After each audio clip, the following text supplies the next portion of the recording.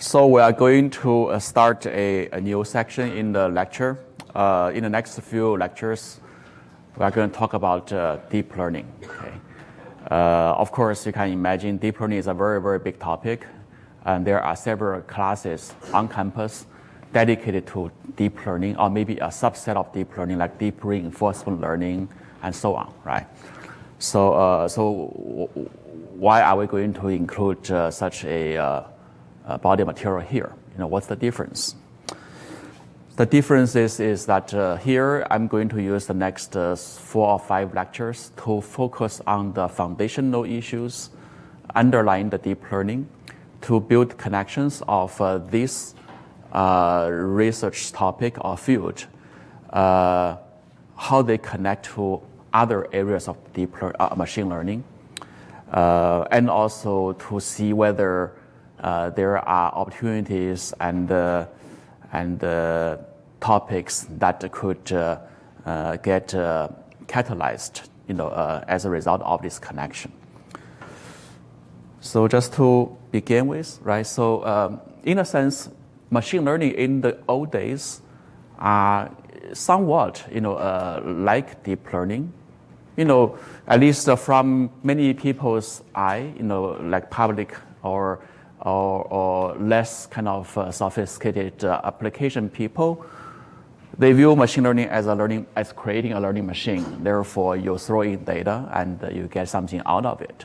You crank the knobs and tuning parameters and so forth to get something. But as you can see, as this field evolves, we know a lot more theory and a lot more inner fabrics, inside all the different machineries and building blocks, right?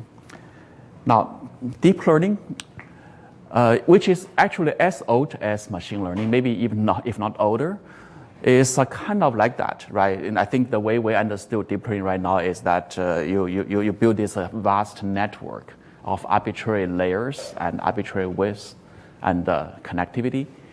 You have an input, you have an output, and then that's it. You are going to train it. So the question we want to ask is that, is deep learning equivalent to machine learning? Are they the same thing? Or what is the difference, right? So I'm going to cover this list of materials, hopefully today. Of course, you can see there are a lot of topics to cover. I'm going to probably only be able to cover the first 2 bullets, and these ones are a little more technical and narrow, and I leave them as the supplementary. Okay, let's start from here. An overview of deep learning. You may already know that, but just for the sake of completeness and contextualize the whole thing, I want to speak a few words about that. Oh, by the way, I forgot to mention, from one of the visitors in my last office hour, one student expressed a concern that, am I too dumb that I couldn't follow all topics, all the materials in classroom? Okay, rest assured, you are not dumb at all. If you will be all, able to get what I'm saying in the classroom, real time, and go home without any actual effort, the whole thing, you are genius. I really admire you. I was not able to do that. Okay, I remember that even 20 years ago when I took such a class from Michael Jordan's class, it took me a week, okay, after the class to catch up the whole thing. Here it's really about giving you some hints, some pointers, and maybe some inspirations for you to know what to look for in your reading. It is absolutely not for everyone to digest the whole thing real time and then go home and rest assured with all the information. So if you are not there, don't worry. This is expected. If I'm teaching you something that you can know real time, I will be very frustrated. I mean, the stuff I taught is just too trivial. You don't need a teacher at all, right? So rest assured with that part. You will see something today which probably will be a little bit confusing and a bit complicated for you to understand. It's okay. Okay, you will be able to understand it after 3 or several rounds of reading, and the materials for reading are assigned already. Yes. Where are what?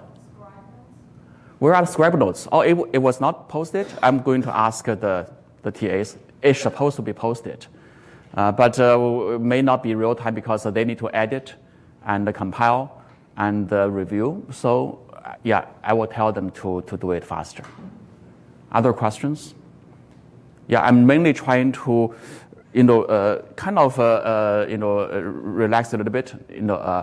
Of course, you need to take notes and listen very carefully, but please have the right expectation, on how much you can get out of a single class session. So let's see how much we can do today. Okay, let's see. This part, I hope you can easily get it, right? Which is the history of deep learning. So neurologists, physicians, had a long time interest about how human brain work. And they discovered a lot. For example, we know that in human brain, we have roughly 10 billion, neurons. Okay, and each neuron looks like this. There is a cell which, shoots out spikes, which are called axons. And then, there are this little, almost like connectors, which are called dendrites, which is the place that a signal is either received or generated. And then, there is this intersection in here, which are called synapses. That is where, some kind of aggregation of the signals take place. And there are a lot other kind of details, to describe this system. And then, there was an inspiration, there was a desire to, engineer artificially such a thing, using, a human understandable and controllable manner. It's just like, people build planes after studying the birds, and people build other machines after studying animals. There's the same effort in here. So in 1943, McCulloch and Pitt, there are a lot of stories between this pair of student and teacher, but they published a paper which proposed for the first time something called an artificial neuron, a perceptron, which, if you look at the graphical illustration of that, it's identical to what you see in biology. You have inputs, you have a linear combinator, then you have a gate, which could be just a hard limiter, as using a threshold, and then an output. So these two persons, McCulloch actually is a physician. He is a practicing physician. And then Pitt is a mathematician. You can see the combination of the collaboration.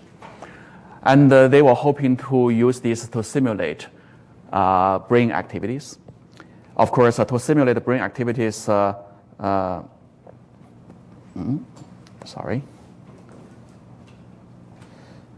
How can I simulate? I couldn't move forward. Very strange.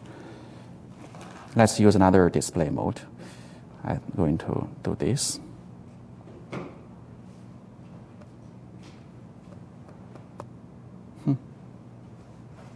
Okay, great.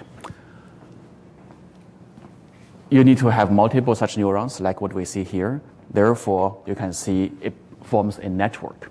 Okay? So how does a network look like? Well, let's begin by first looking at the mathematics behind a perceptron. Okay.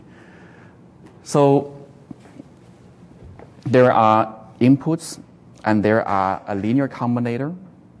Okay. And then there is a, which can be basically described by this action, some weighted sum of all the inputs. Because you can imagine every dendrite have different, biological, property like conductivity, width, thickness, and so forth. Therefore, the signal on different neuron will be different, right? Therefore, you need to have a weighted combination. And then this is a gate function, which is also known as the activation function.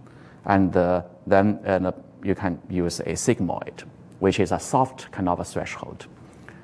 And then you get an output, which could be something like this. Okay. Now, the only thing that is unknown from here are actually the weights.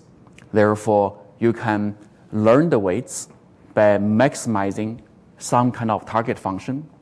And we actually knew in the past, a graphical model which use this kind of conditional functions, right? Which is the logistic regression, right?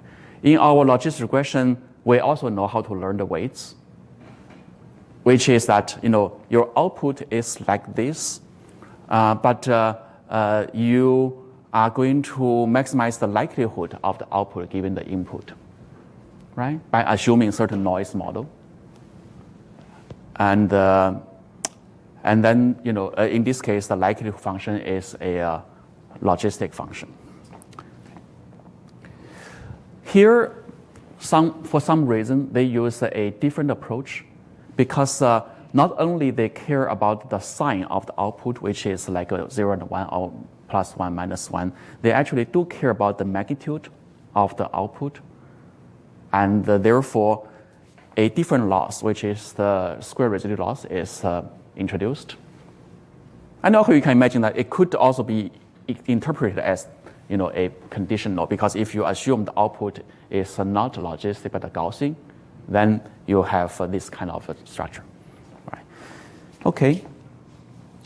Everything hopefully very intuitive and simple. And then you just do the gradient descent algorithm.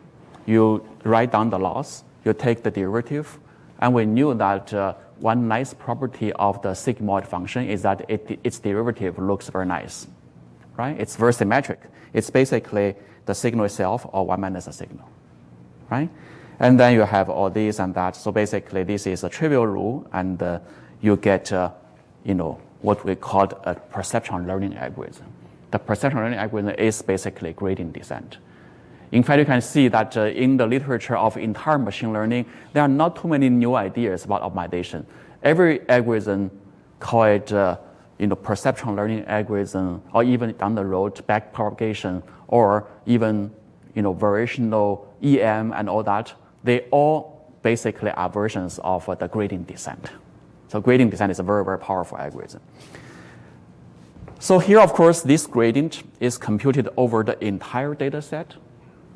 And if you have a lot of data, this will be a very cumbersome summation.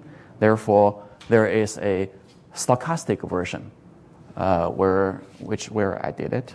Okay, it's not even written here, but you can imagine that I take this summation sign off, and then you can see every example will give you a signal of update. Okay, so very, very simple. Now, put this into the neural network. You have this, which may appear to be trivial and nothing different from what we did before, right? So after all, we have maybe this is a single perceptron, and that is a single perceptron, and lastly, I have another single perceptron. Okay. Now I ask, can we use the same idea in our perception learning to learn all the weights in here and there?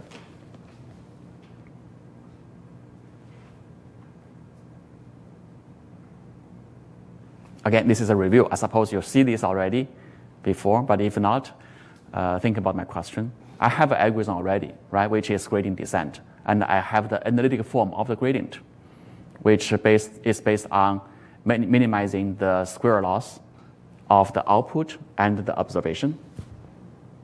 Can I do the same thing here? You believe we can? Okay. There are some technical questions. How can I learn things in here? Here, it's an intermediate layer that you don't see a output, right? So there isn't an observed output that you can compare with. Then what do you do?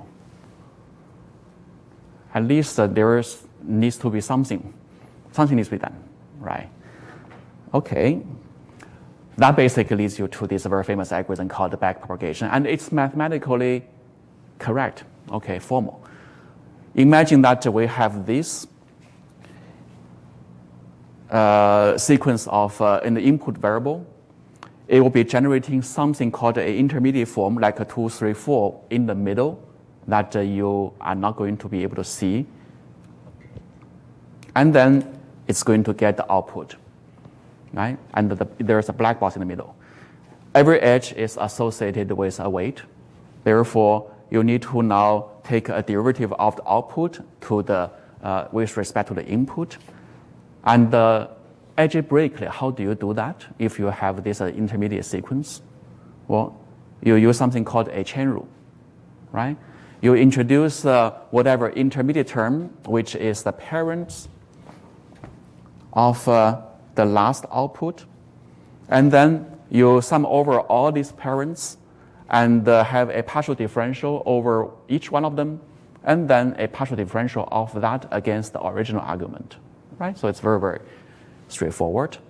And if this one is also having a predecessor, then you do it once again, right? The parents of the I1. And then you do that. By the way, there is a notational error here, which should be I2, okay? And so forth, right? So this is the algebraic formula we should all know from maybe first year calculus. Now, if you look at this exact procedure, I need to start from here, which is the node 5, to here. Well, graphically, I could imagine these two things are not being touched upon to act on. And then lastly, I'm going to act on that.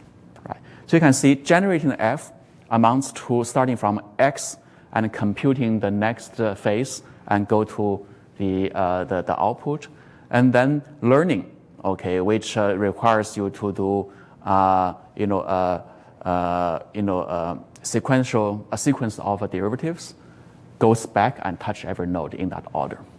So in a sense, this graph can be also viewed as a computation graph that recognizes or documents, the steps you use to generate the output, and also the steps you need to follow to compute the gradients, right? So now, again, a keyword, computing graph. Is it a graphical model? Well, maybe and maybe not, because graphic model also has other issues. You actually designed all the nodes and the connectivity due to some conditional independencies. Here, I talk nothing about that, right? Okay, so this algorithm actually is backprop. You see all the backprop algorithms all over the place. In fact, they are all doing this.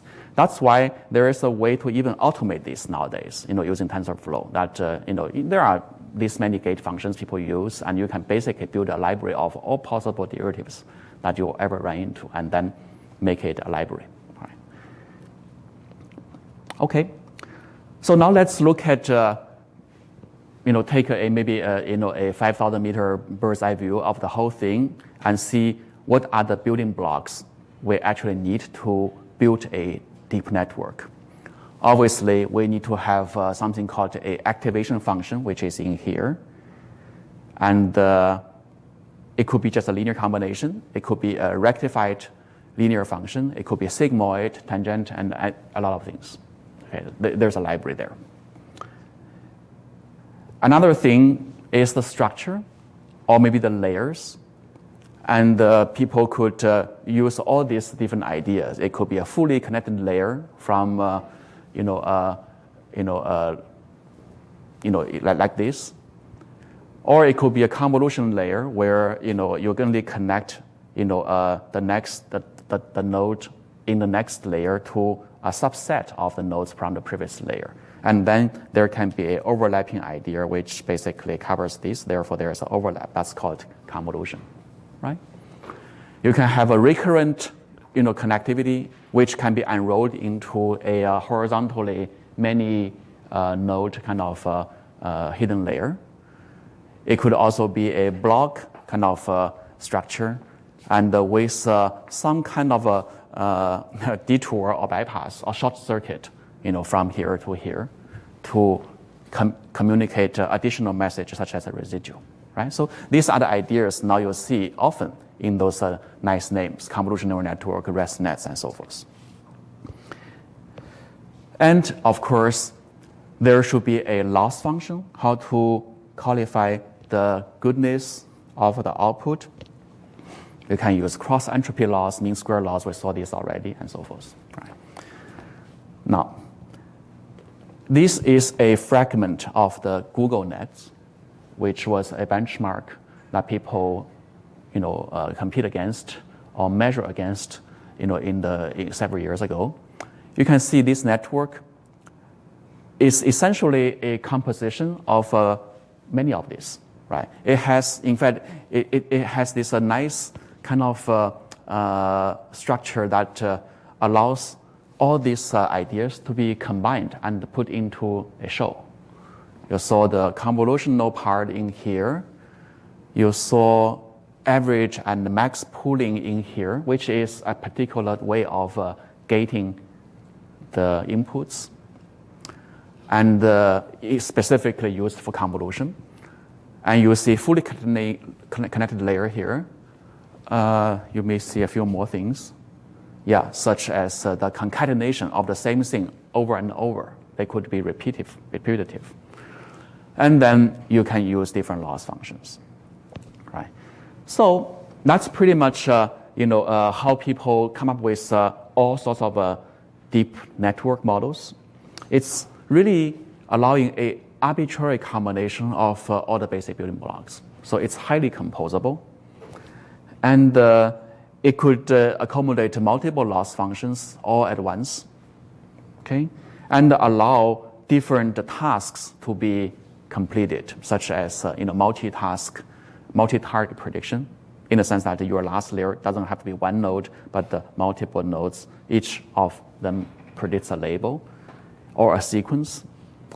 And you can even do transfer learning, that you train the thing on one data set or one task, and maybe move the whole thing or a part of that into another task or model. And typically, people have this faith, okay? It's like, it's a faith, I think. It's not proven, that if you have enough data, the deep architecture will keep learning, and until they do something nice. That's a faith. It's like I have a faith on you. I keep teaching you, and you will get smarter and smarter and so forth, which is reasonable, right?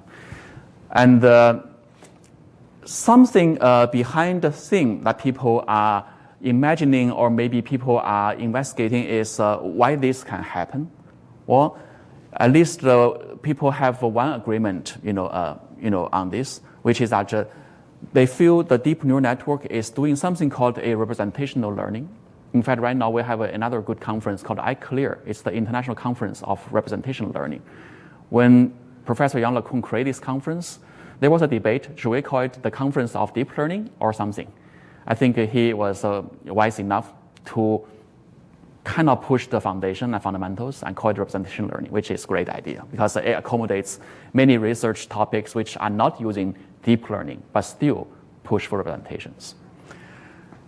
And basically, what does the representation mean? It means that the network can increasingly learn the abstractions or abstract representations from the data and disentangle them. Okay, I will give you examples about what do we mean by disentangle them. For example, it was observed that when you train a deep neural network with, say, facial data, it turns out that you look at the weights, okay, in each layer. I think this was originally Andrew Ng's work. I remember that when we bumped into each other at the airport, he pulled out his computer and becoming so excited about his finding and start talking to me about all this. That was like 2007 or something. And that's what they discovered. On the first layer, the weights are like this. And the second layer, the weights are like this. It's kind of magical that when you push up the layer, you start to see faces. Here you see the parts on the face, and here you see like edge detectors and so forth. Of course, I have to also be honest. This showcasing cherry picking. There are many other weights which does not mean anything. Okay, but at least the good thing that there are something like remember this cat face story in the media. Again, it's cherry picking, but it's not meaningless because there are kind of enough interesting stuff in each layer. Likewise, in language, people also found that if you have an audio played in here, they will pick up signals, okay, all different granularity, all the way to sentence level entities. Very interesting. So that's why people call deep network to be doing representation learning, even without supervision or with supervision sometimes, and each layer has some interpretability. Okay, so that's deep network as a very high-level overview. Okay, I hope you are with me until now because these are pretty, hopefully, straightforward. Now I'm going to get something into a little bit deeper. Oops, looks like I'm moving here but not here.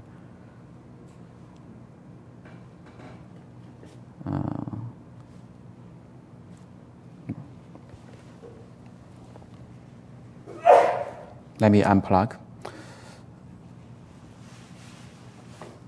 Okay, now it seems to be working.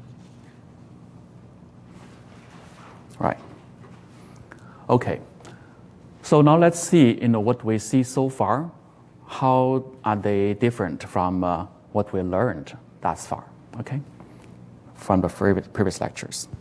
Now, in graphical model, I think representation for in terms of the nodes and the edges are very, very carefully, meticulously kind of designed, right? Every node basically has a meaning. It's either the observation data or the hidden courses.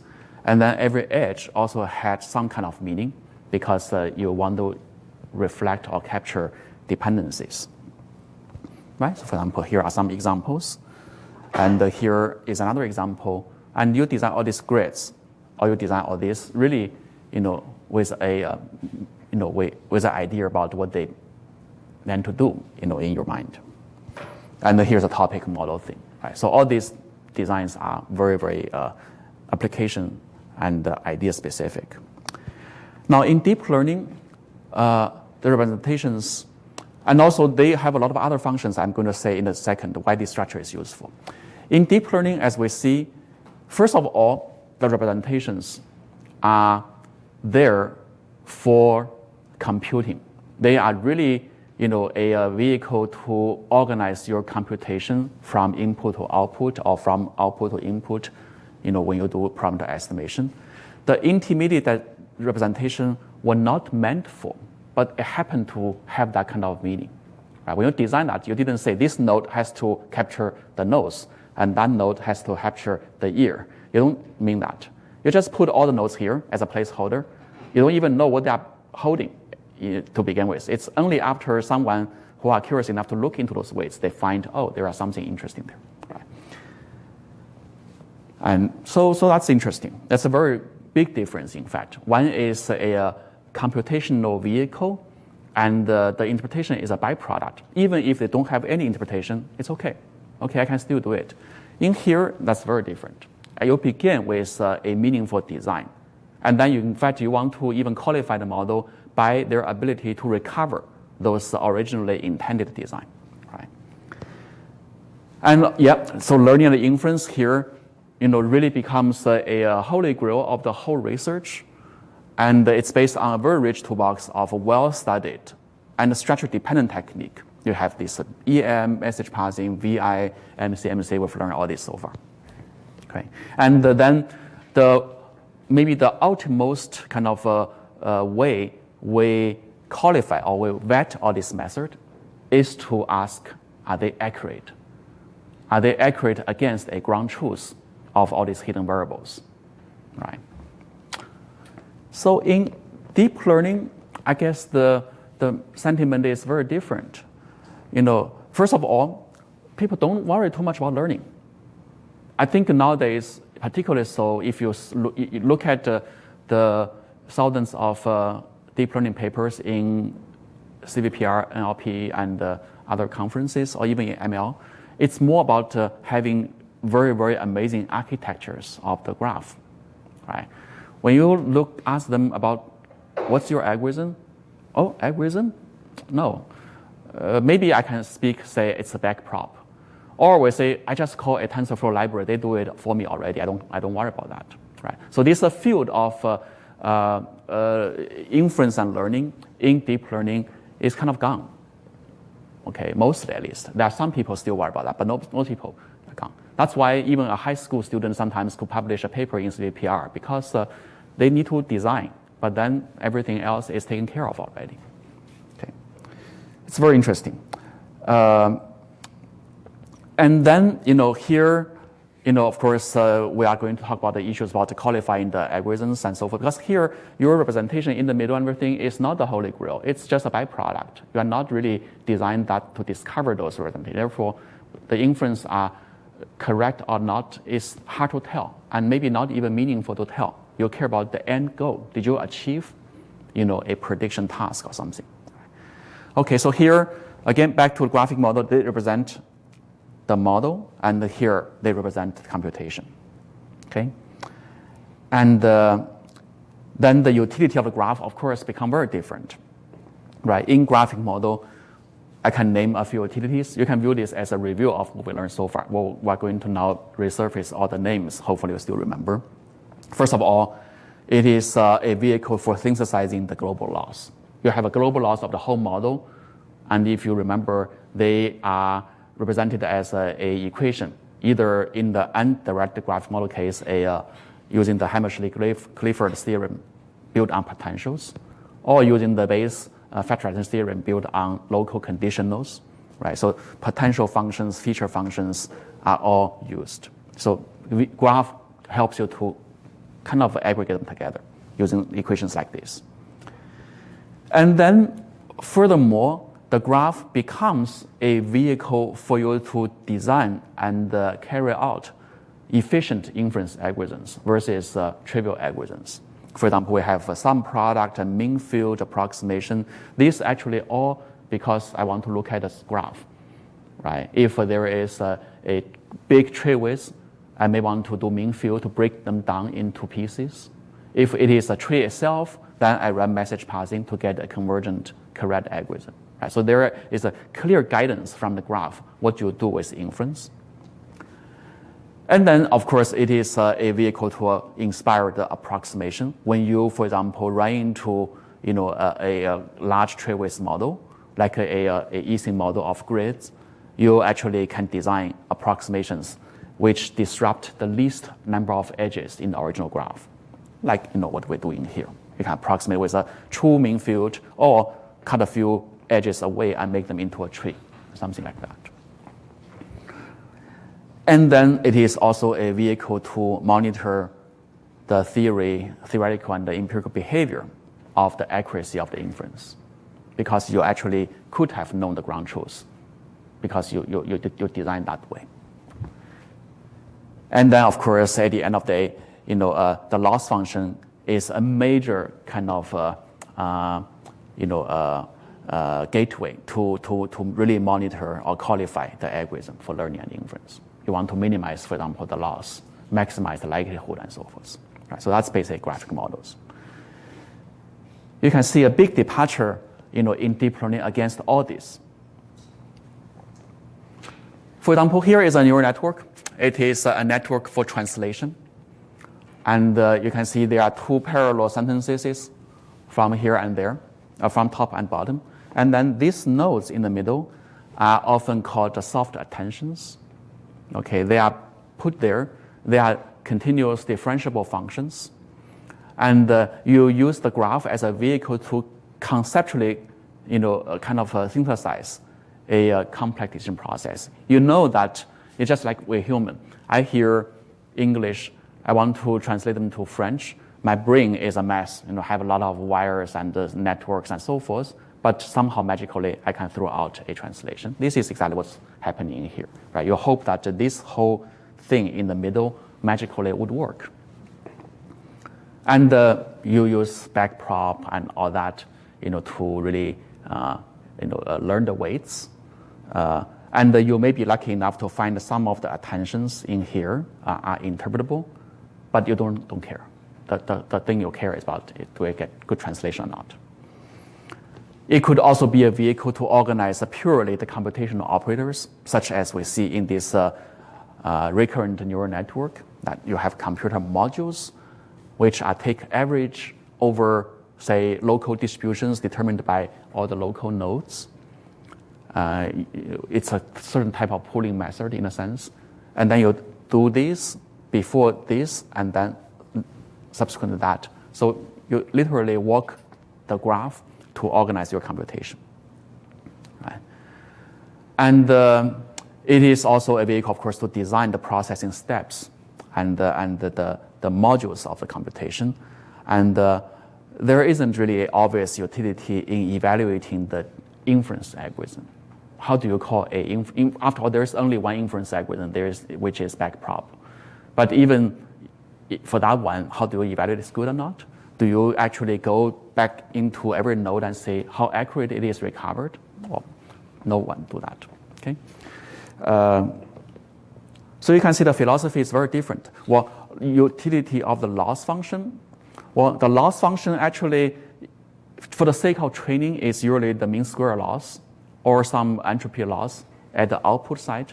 But at the end of the day, people don't care about that.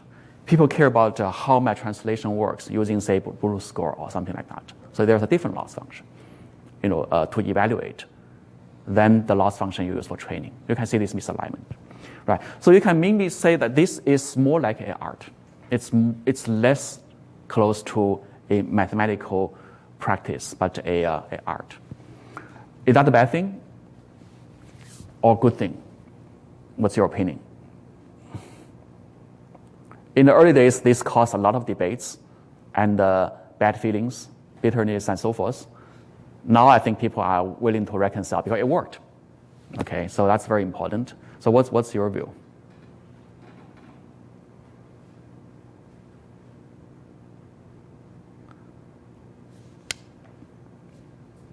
Someone to speak up?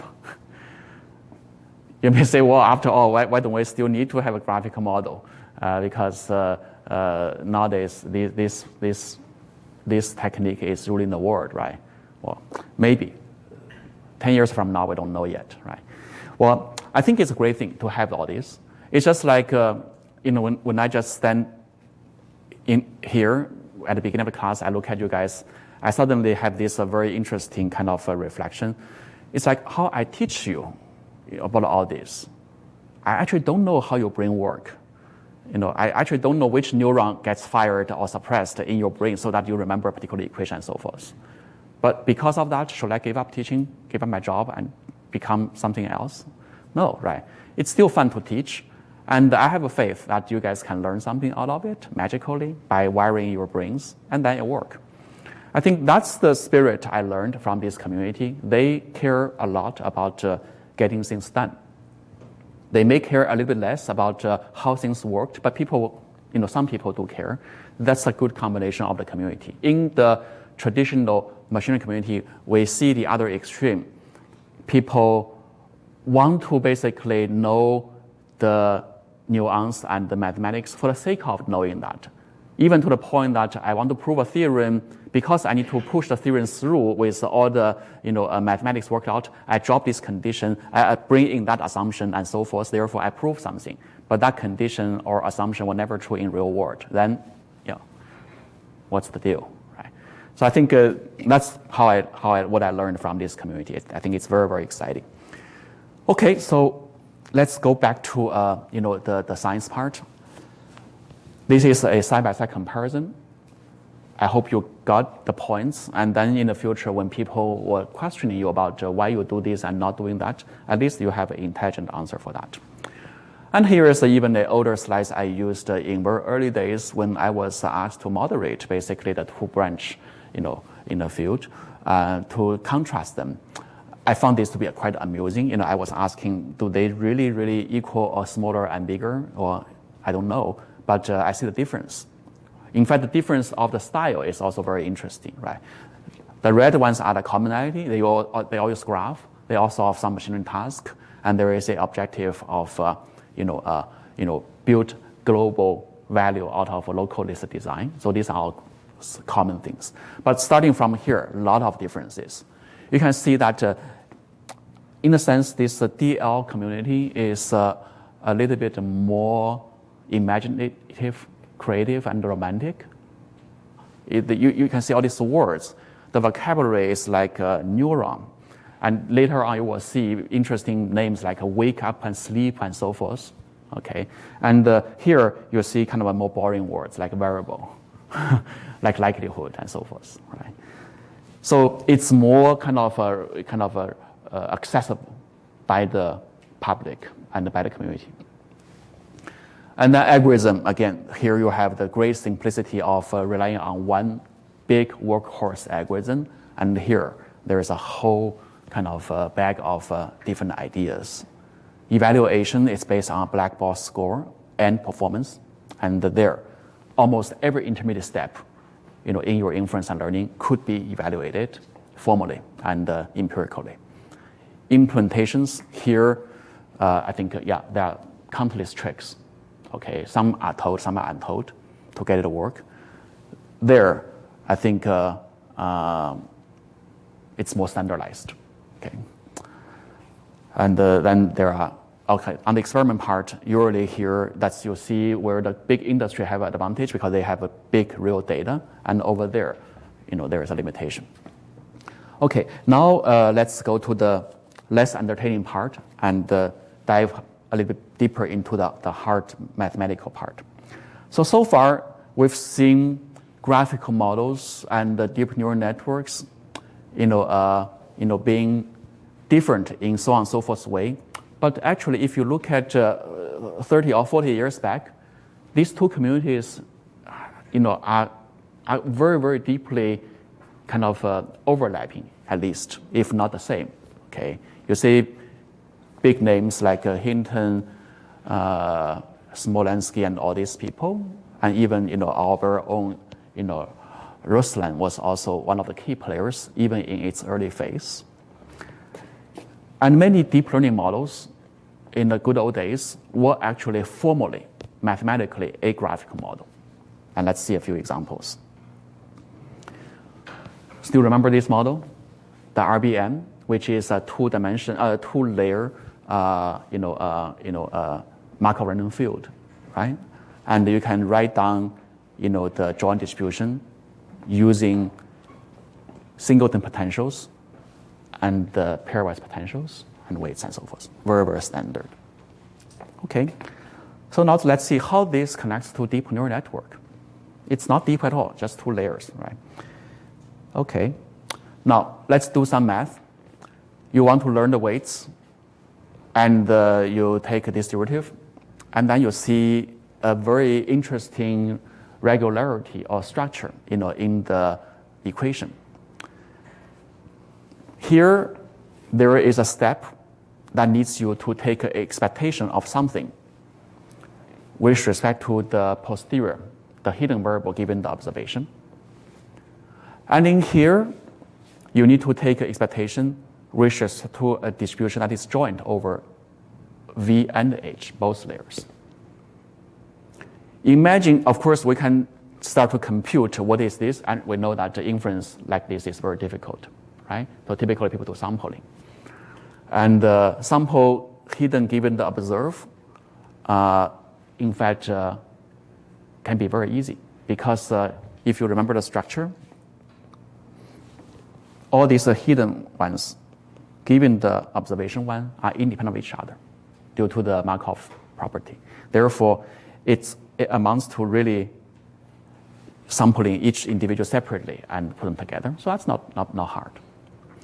This part is a bit difficult, okay, because you need to sample the V, the observed ones, and the hidden ones are not observed. Therefore, they are all coupled together.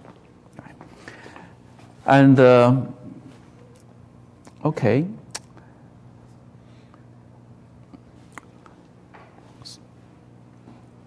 And turns out that people recognized the very different natures of these two sampling steps, even though they appear in the same equation. And they start to give interesting names already, which I find to be very amusing. The first term is known as the clamped weak positive phase. It's about drawing the invisible conditioning on the visible. Well, imagine I'm a human. I see things, and I want to come up with the hidden semantics between it. So I'm a weak. So this is why it's called weak. It kind of draw analogy to a person who is a weak.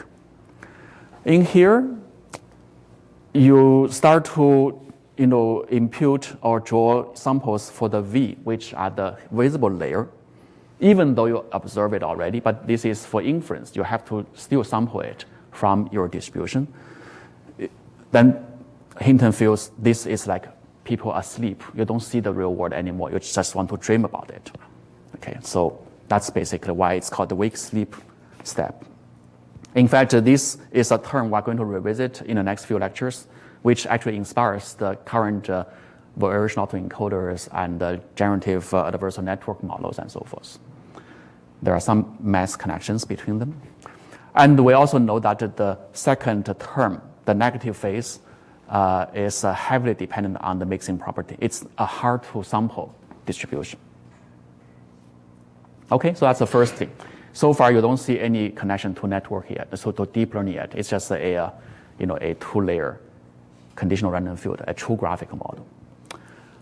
The second model I want to present is called the sigmoid belief networks.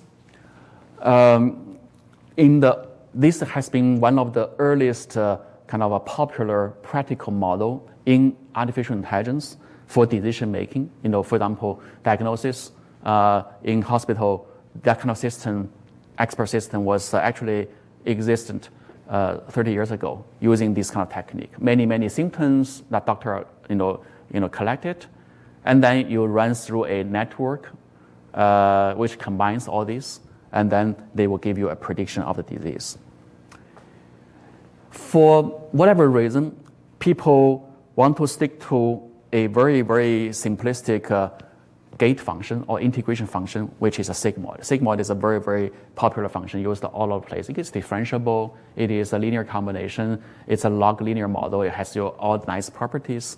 But one caveat is that it does not allow complex combinations, like combinatorial combinations, XOR kind of interactions, and so forth. Should we design another F that gives you this? Or we stick to this, but manipulate the arrangement, the structured model, or people choose the following. People come up with something like this by introducing auxiliary random variables like a hidden variable. I put relays in the middle to take signals and recombine them. It turns out that you can prove this creates all sorts of nonlinear effects, without you explicitly write down the nonlinear function. So it's kind of a very easy way to achieve complex effects and learning capacity. That's actually probably people believe how human brain is functioning. You have all this nonlinear kind of capability of remembering or processing functions, or processing the signals, but our neuron is a linear processor, right? The network itself does the nonlinear part.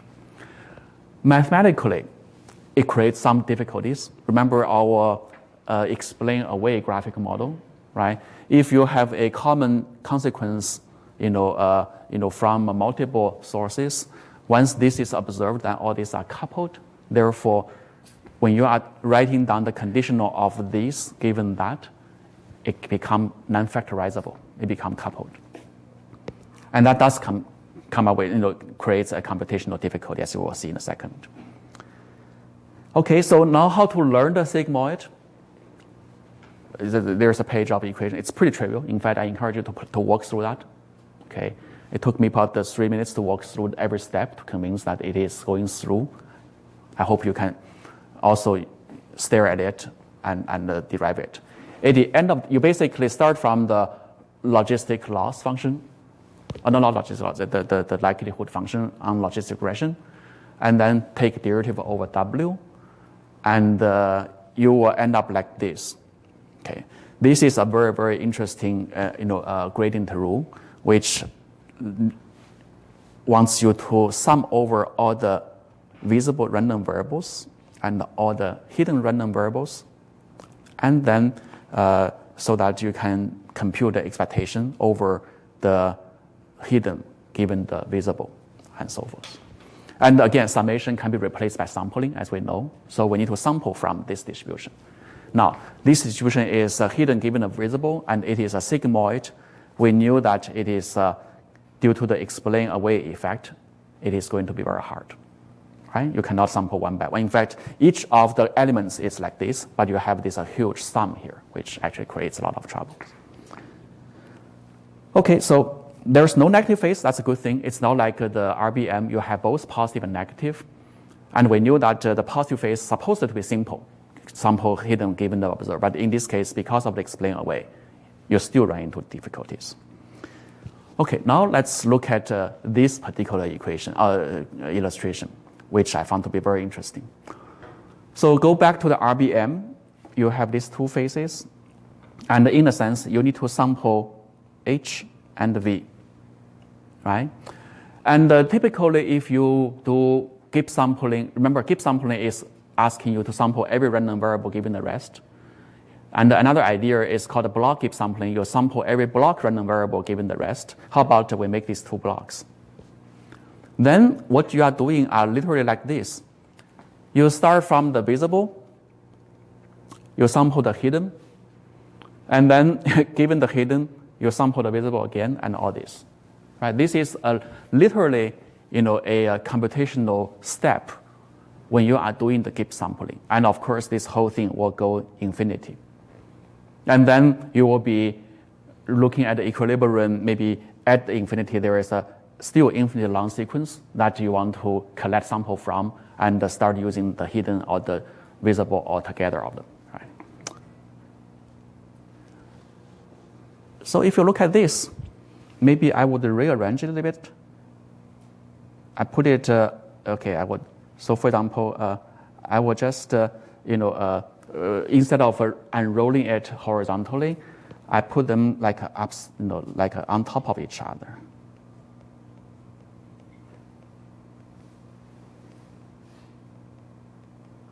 Something like this. What is this model? This is the sigmoid network that I just talked about. In fact, this whole thing looks like an infinitely deep sigmoid network. Okay, so that's actually very interesting now. A graphical model, when it is in action under computation, like sampling, it gives you actually a model that looks like a deep belief network, or the deep sigmoid network, at least in the computational nature. You literally need to walk up or walk down, depending on which block you start first, to do sample. And it will go infinitely long. That means you need to go infinitely high, and so forth. Right. So that's the first kind of interesting kind of a connection that establish the connection between a shallow and very, very concise graphical model versus something that is deep and a little bit ambiguous, network model. Okay, so these two things are computationally equivalent. Okay, and also you can see some other nice, interesting properties. It could, so for example, we are talking about, this now infinite layers of RBMs, right? And at the bottom, there is an observation phase. And this is infinite. Okay? Now, if I decide to clamp this and that, and leave the other thing up there. Do you see what I'm doing? I'm basically now explicitly spell out the bottom two layers, or maybe three layers, as the sigmoid network, and leave whatever above, okay, to be remaining the same. How many layers do I have in here?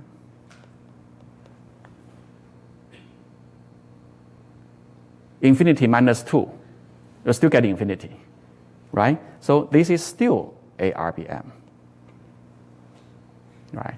So you can see the magical thing, which is that a RBM or an infinitely deep sigmoid network is equivalent to having a finite layers of sigmoid plus a RBM on top of it. Okay? And again, all these are kind of a post-modern intelligence. People realize that afterwards. But it gives you a lot of computational advantage in the end. By the way, I forgot one important thing. This is not quite the freestyle sigmoid network. I didn't bring that issue up, but now you can see why that's not freestyle. In our deep or sigmoid network, did I say anything about the parameters, the weights? Well, every layer should have its weights, right? There is no constraint.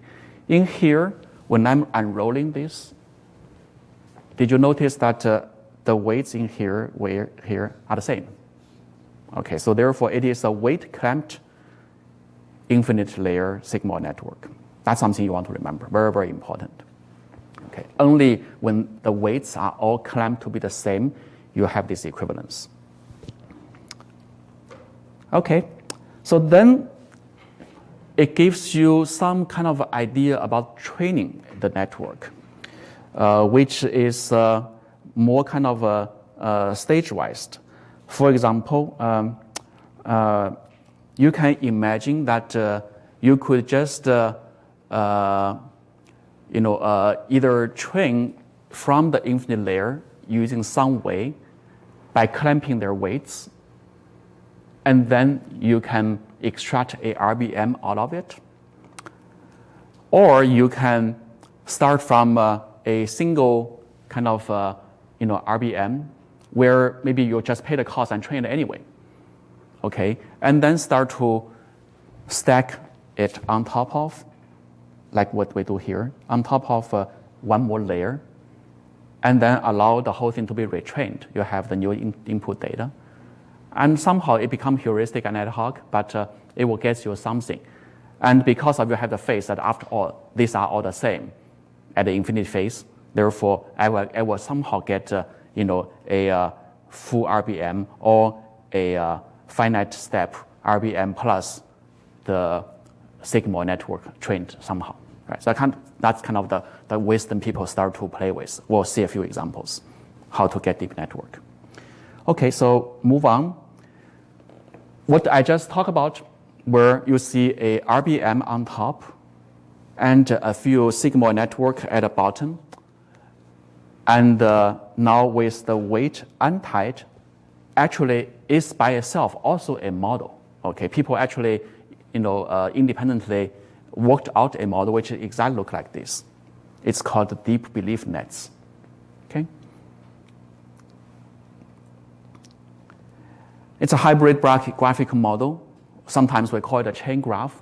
We didn't actually cover that in our main lectures of the representation, but just for information, this chain graph was used in the past to describe graphical models like this. And again, exact inference is complicated because of this explain away effects. But in training, people actually do the following, as I suggested. You pre-train maybe this part, and then you start to propagate in an ad hoc way to do fine-tuning. And of course, there isn't a very proper picture of the joint training of everything. And then approximate inference is very, very easy. It's just feed forward or feed backward by running, a belief propagation or a back propagation type of operation. Okay, let's see how it worked. So here is the network. Just to take a closer look, you can actually write down the joint distribution in this way. This is a RBM, and these are the sigmoids. Okay, and you can write down the log of the data, and we already see all these challenges. And let's see how the training actually works. Well, you start it from here, okay? And then, you can do one layer of inferences in here, right?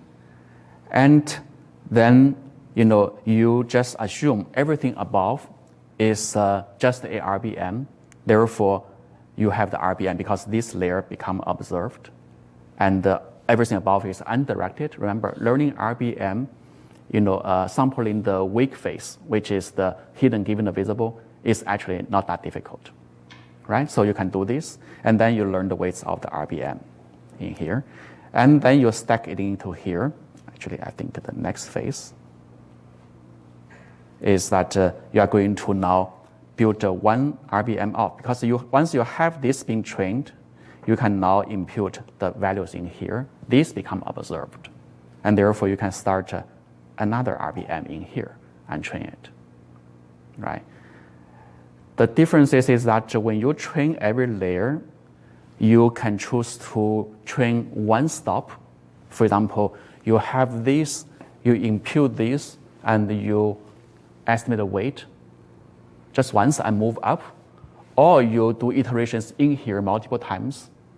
Okay, you have this and you re-impute this and you use that wake sleep procedure I wrote before, and then get the weights better estimated, maybe until convergence, and then you impute this part and go above. These are basically flexibilities people can play with. Okay, again, if you just go infinitely high, then you do once is equivalent to you do many times, right? Infinity times some number is still infinity. You can do finite iterations here. So 1 and 10 and 100 doesn't make difference. But usually people don't go infinity there. Maybe you go 10 layers or 100 layers. Then some more work you do in every layer can cause a difference. What that difference is, we don't know. It's actually just an ad hoc idea. You feel it's making sense.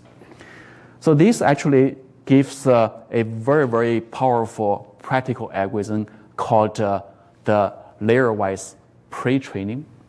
People literally just train all these little blocks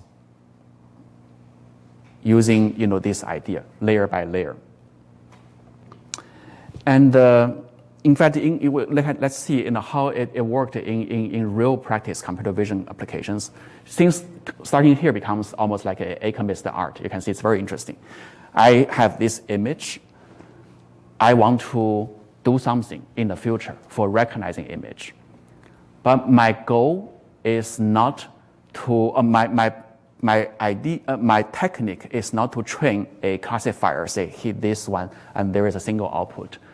Because I knew that I need all these internal representations and so forth to generate features and so forth. Therefore, for whatever reason, I decide to use a deep neural network, or deep signal network, for example.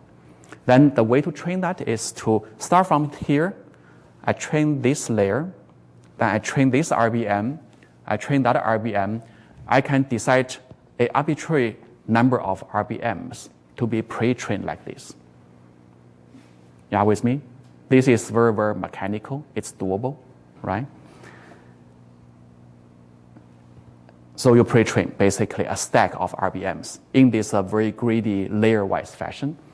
How hard you train depends on you. You train 10 cycles, 100 cycles until convergence. That's up to you. And then even more interesting, I'm going to unroll this RBM even further. I will basically put the whole thing upside down and go the other way now, so that I can recreate or so-called decoding the image or the RBM to create that picture. I can measure a loss, basically the pixel-wise differences of that picture versus this picture, right? So I can, again, train those models. In fact, at this step, I'm not yet using this signal. I'm just basically keep training until they generate something. Okay, this basically is the observation of the last layer of the RBM. Then I'm going to move on and fine-tune so to speak, all the weights. Every layer has a weights. Now they are unclamped. They are free form. Okay, they can be all adjusted just by doing a back prop from here to here, using the residual, the difference between the output and the input. So this is, it's called, okay, there are interesting names for this community, right? These are called encoding, and these are called decoding. Okay? And now you can see that when you work on this, you don't need to have any knowledge about what is the equivalence between RBM and the infinite sigmoid network and so forth. It's becoming very robotic. You just have these layers and you train, and the mathematical equivalence of what you are doing is irrelevant. And then at the end of the day, you get a network, which hopefully can be further tuned for classification of other things, facial recognition and so forth. But this unsupervised pre-training thing, which does not require the supervision from the output to the input, is actually a key foundation for some of the neural networks. Okay, so now you can see why people do this or what's behind it. It's kind of justified by its equivalence to how people would train a RBM formally. And what I'm doing here is literally just to use a computing graph to unroll every of the computing step. And then in every step, I do a little bit more. That actually leads to some of the ideas I'm going to discuss about learning to optimize optimization. That's actually a key idea behind a neural network training procedure. We're going to say that in a second. But let's see. I have a few more models. Maybe I should just gloss over, or maybe just bypass. There is another model called the deep Boltzmann machine, which is also similar to what we see just now. It's a hybrid graphic model, where you basically drop the edge of drop the errors of all the edges. Right. This is a deep belief network with RBM on top and the sigmoid at the bottom, and here you have RBM all over the places. You can imagine that the idea could be the same in terms of training. Okay, so so you can see that here are some comments which I kind of said already between the graphical model and the deep network design principle and the utility. And in the deep network, I think the primary goal is really to come up with a representation of the distribution of the random variables using a vast kind of connection of latent representations. And when you add layers of latent variables, you just allow the representation to increase and allow more expression or more distributions to be represented. Okay, so that's kind of the common ground between deep network and the graphic model. They want to represent complex distribution of the observations at the bottom layer. Okay, of course, modern graphic models don't even worry about that. It's becoming a pure process or protocol oracle-defined kind of model that is not necessarily representing a distribution. It just want to do a functional transformation of the input to output. That's something we're going to talk about later. So, but one deviating point that you see already is that these hidden variables are auxiliary. Okay, they are not the kind of first-class citizen in our model.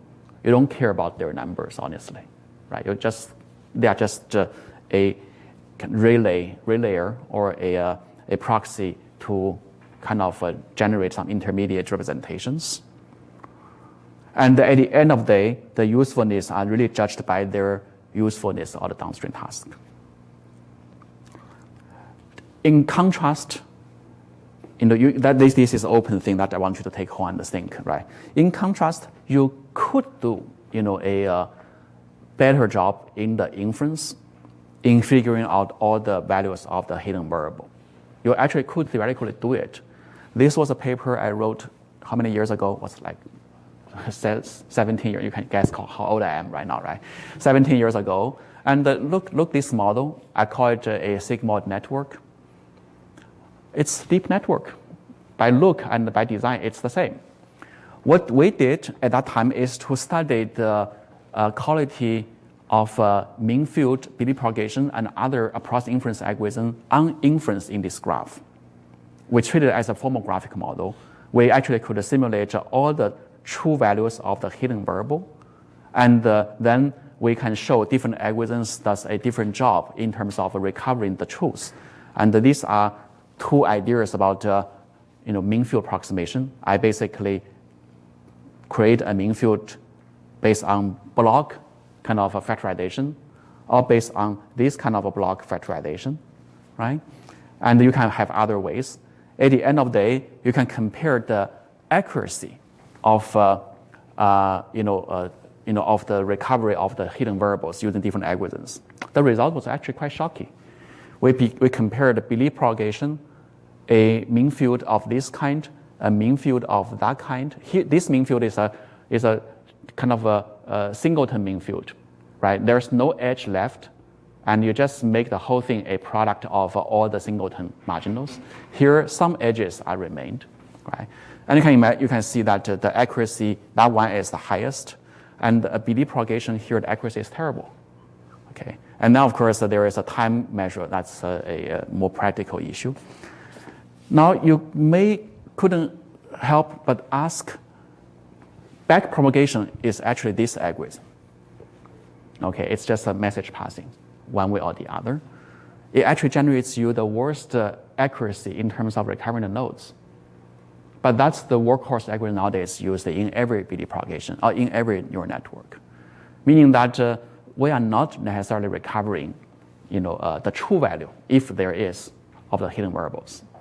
But on the other hand, at the end of the day, it worked, the whole thing. So how do we reconcile this? Do we want to do a better job in the inference? And so this is more like a religion.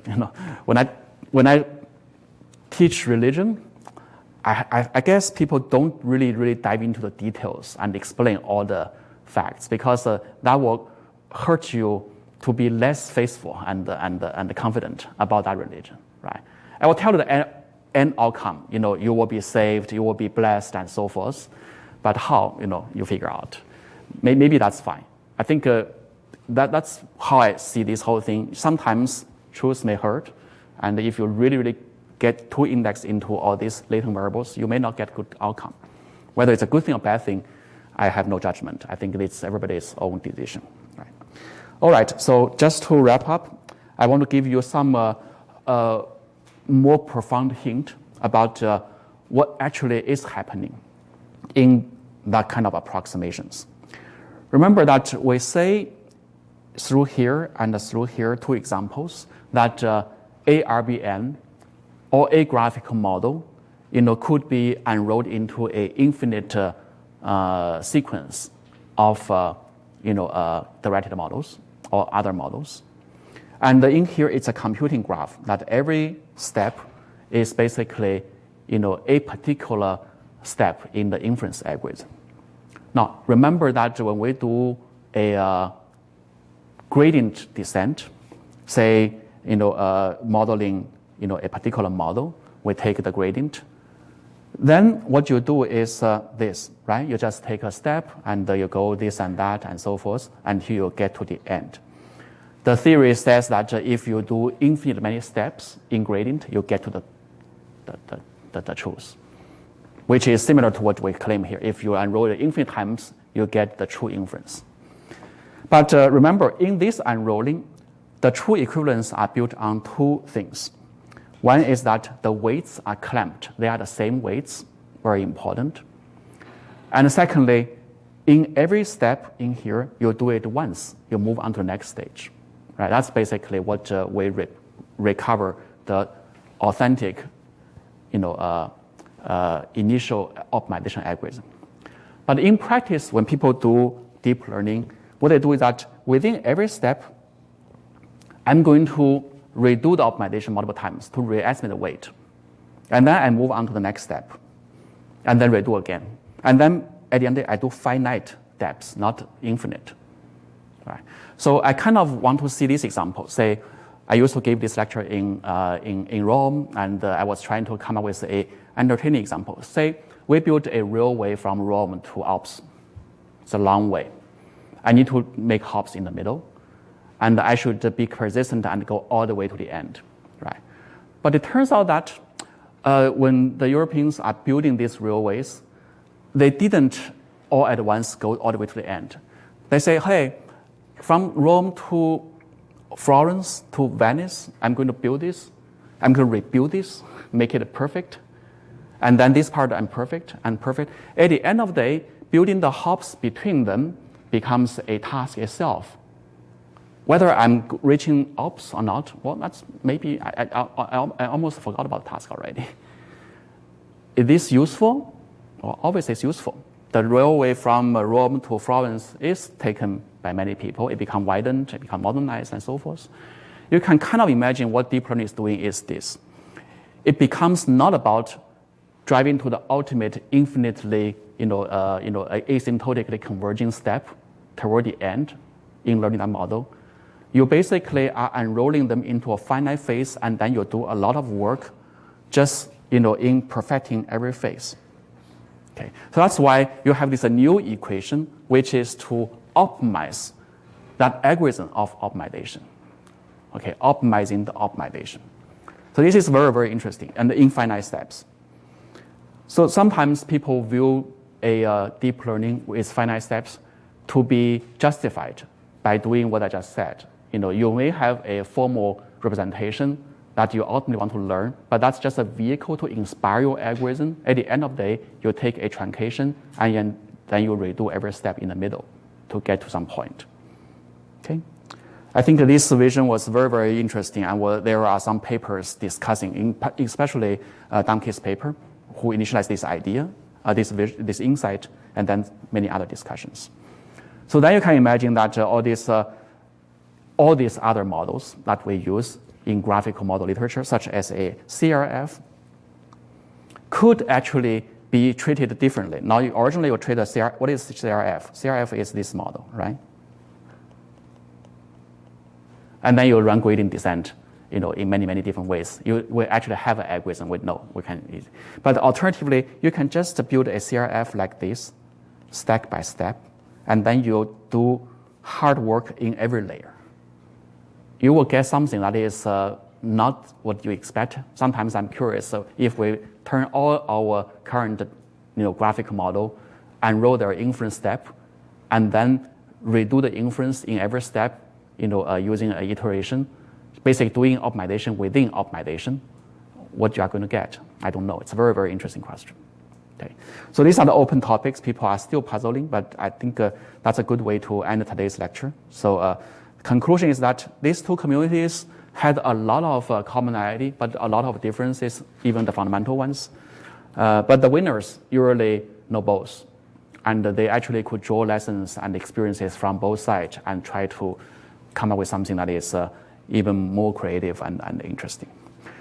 So I have some supplemental, which gives you more kind of examples about how to combine deep learning and graphic models, and how to do Bayesian learning also in deep network. So you can go over that yourself. And from next lecture, we are going to get closer to the frontier of the deep network research, talking about the VEs and GANs and other modern techniques, and also give you some of the mathematical foundations of their root in graphic models. All right, thanks a lot.